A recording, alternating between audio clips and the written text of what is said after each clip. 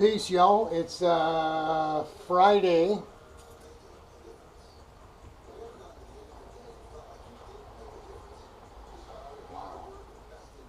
Friday. September 25th. Yeah, Robert, you're at home. You're supposed to be at the racetrack. Well, I'm going to leave early in the morning, about 2, 3 o'clock, 4 o'clock in the morning, and head over to Pittsburgh. I'm going to Pittsburgh and back in the same day. I'm just going to pick the cart up. Brandon has to work today, so he wasn't going to get to the track till late. And I just, again, not that motivated. I don't want to be there on Sunday, so I'd have to bust and try to, work everything out with changing the gearing and get the thing to run and all that kind of stuff all day Saturday, and then have to learn the track and run the first race on Sunday, and forget it. No, just didn't sit well. So was over at Rich's today. Got a bunch of little stuff done. Got the chain guard for the 4-banger down here. I got it mocked up so Richie can. Well, actually, I took the cardboard mock-up and laid it all out and saw cut it and sanded it and everything. The motor's going to sit way back here. This is clear the oil fill around the axle. So the gear, chain, and everything is completely encased, That's right, Bob. We don't get oil all over our fancy racing suit. Bob's like, well, on leather it just wipes right off. Well, you know what? The old leathers and all that stuff, that's old school.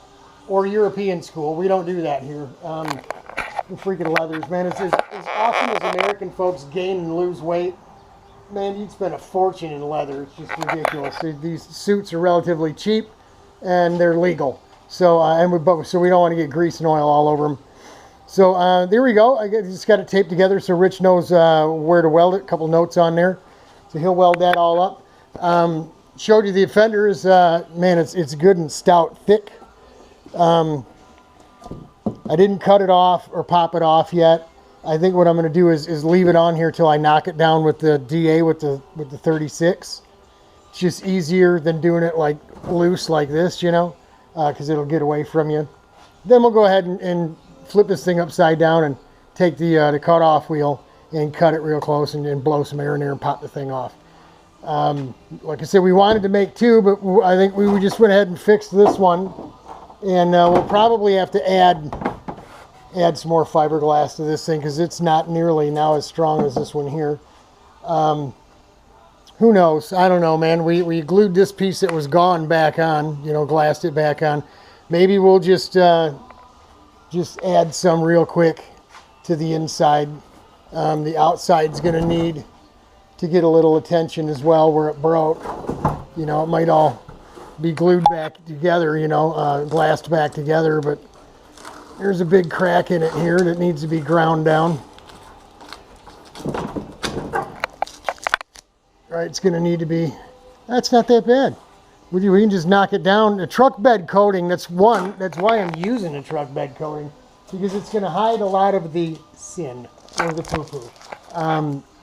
Yeah, we'll probably just go with roughing this down and just rolling that stuff on.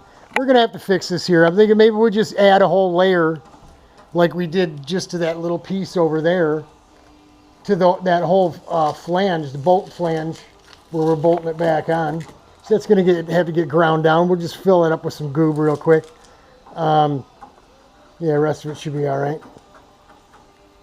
So there you go. Then I went ahead and laid out the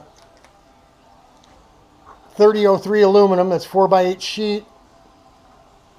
Is that 4x10? Yeah, it's 4x8. It was actually, they sold me 4x10 because they were going to charge me the same price. They'd free to cut the 2 feet off, but they'd keep the 2 feet and charge me the same price. So they whacked off the 2 feet.